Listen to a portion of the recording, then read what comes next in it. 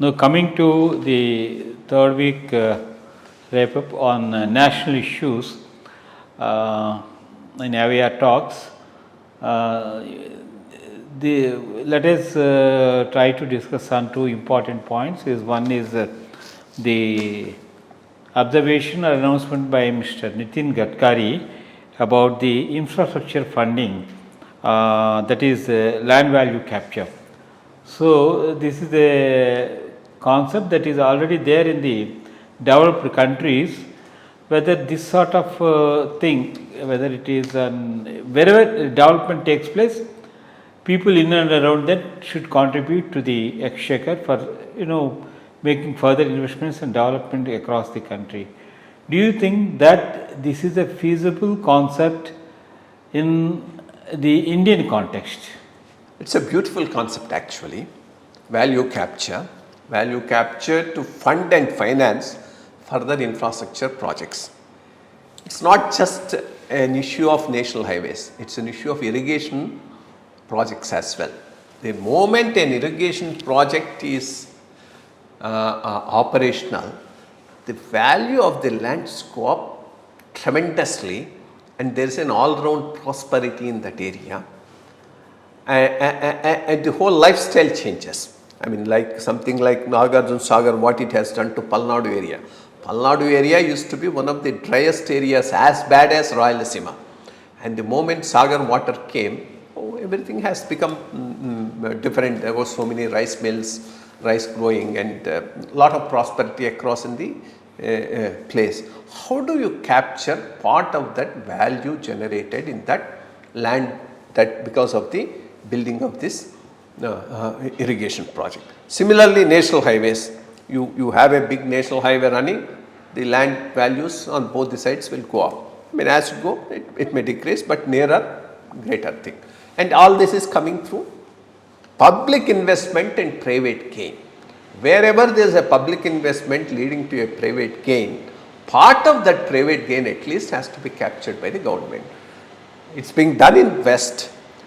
India also can do it. You should have some models and modalities that's, I mean, once as a concept you accept it, implementing it is not a major problem and it's a welcome change because you need more and more money to invest on the infrastructure and there are limits to your taxing and borrowing. So, if this can be an additional money which can definitely go into funding a lot of important infrastructure projects, there is no doubt about that. Thank you. One more point I just want to draw your attention is that Congress has said it's not our manifesto or not our pronouncement, but the Sam Petroda, one of the advisors of Rajiv Gandhi and also a prominent leader of Congress, recently suggested that the inheritance tax will be good in the Indian context and why can't it be enforced? And he said as long as 45 to 55% of the inheritance tax is there prevailing in the West developed countries, and why can't we implement the same sort of thing in India? In fact, this has been thought about after independence and in our regular income taxes and all that. We used to have a tax called estate duty and the decease of a person passing on the property, but it was not successful and remunerative and it has been removed from the ambit of taxation. What do you think the comments, and because even Prime Minister also has reacted on to what Sam Petroda has said, your reflections on that? Yeah, this chap Sam Petroda is around for almost all 40-50 years in India. He was a main advisor to Rajiv Gandhi in those days. Technology mission and all those things, and has been continued to be associated with Congress over generations. I mean, at the time of Rajiv Gandhi's generation, now his son, daughter, wife. If this was such a good concept to implement, why has he not done it earlier? In fact, Rajiv Gandhi, when he came to power, he got more than 400 seats because of Mrs. Gandhi's death. At the time, Lok Sabha just swept. So, from that type of a thing, So implementing some of these things would have been the easiest. Why is he now thinking of this thing which you could not thought of at that time? There is something perplexing about it. Yes, it is there in some of the Western countries. It's also there in South Korea. South Korea, in fact, if I am not wrong, you can't inherit anything. I mean, you can only enjoy it. So there is no inheritance. If that's the system that's prevailing in South Korea, if I am not wrong.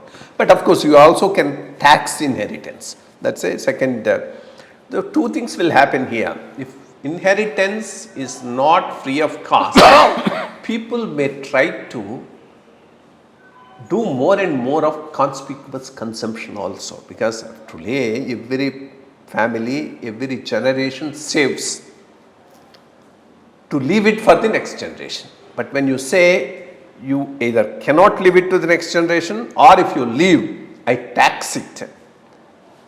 Why unnecessarily pay the tax? I can as well enjoy now. So that can lead to a more conspicuous consumption, which also can lead to socially undesirable, what should I say, undesirable social relationships because of too much of display of wealth. That's a problem which one has to keep in mind whenever you talk of a substantial inheritance tax. Unless it's substantial, it may not even give you reasonable amount. So what are the amounts that are going to come? How much you are going to tax? Yeah, it can be studied, and then a considered view can be taken, whichever is the government. So that's as far as the inheritance tax is concerned. As far as the land value cess is concerned, that's a very good concept and it should be gone through. Thank you, sir. Thank you very much for your inputs. Thank you. Thank you.